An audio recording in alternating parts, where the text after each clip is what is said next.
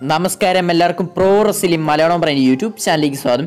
ഇന്ന് നമ്മൾ നോക്കാൻ പോകുന്ന പല ആൾക്കാരുടെയും ഡ്രീം മാച്ച് ഓൾറെഡി നടന്നിട്ടുള്ളതാണ്. പല മാച്ചുകളും പല ആൾക്കാരുടെയും പല ഡ്രീം മാച്ചുകളെല്ലാം തന്നെ ഓൾറെഡി നടന്നിട്ടുള്ളതാണ്. അത് ഏതൊക്കെ മാച്ചുകളാണെന്ന് നമുക്ക് നോക്കാം. വീഡിയോ അവസാനം വരെ കാണണം. വീഡിയോയുടെ കിടക്കുമ്പോൾ നിങ്ങൾ ഇതുവരെ ഈ യൂട്യൂബ് ചാനൽ സബ്സ്ക്രൈബ് ചെയ്തിട്ട് ഉടനെ സബ്സ്ക്രൈബ് ചെയ്ത് വെക്കുക. തൊട്ടടുത്താണ് ബെല്ല് കൂടി എനേബിൾ ചെയ്യുക. അപ്പോൾ നേരെ നമുക്ക് വീഡിയോ അങ്ങ് പോയേക്കാം.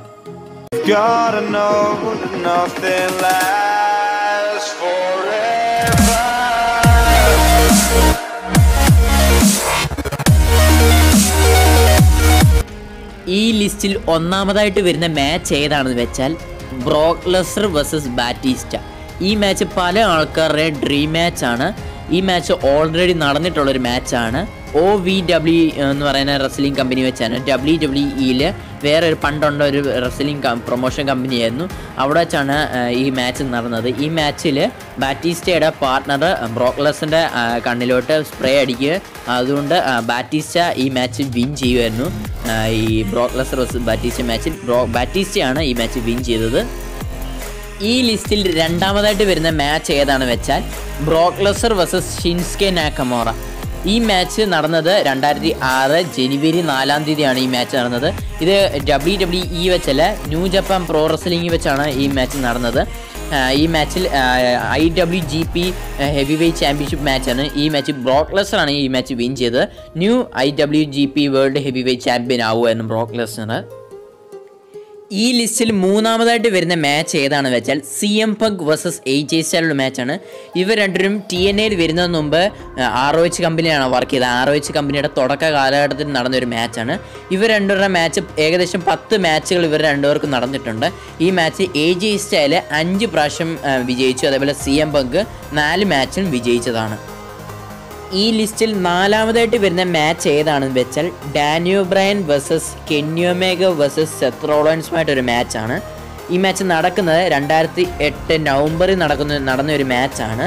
ഈ മാച്ച് വിജയിച്ചത് ഡാനിയോ ബ്രയൻ ആണ്.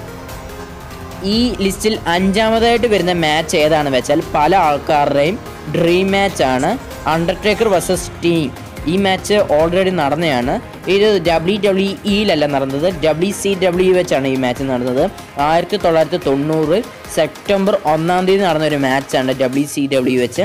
ഈ മാച്ച് വിൻ ചെയ്തത് സ്റ്റീങ് ആണ്. ഈ ലിസ്റ്റിൽ ആറാമതായിട്ട് വരുന്ന മാച്ച് ഏതാണെന്ന് വെച്ചാൽ കെയ്ൻ വേഴ്സസ് സ്റ്റീങ്. ഇതും നടന്നത് WCW വെച്ചാണ് ഈ മാച്ച് നടന്നത്. 1993 നടന്ന മാച്ചാണ്.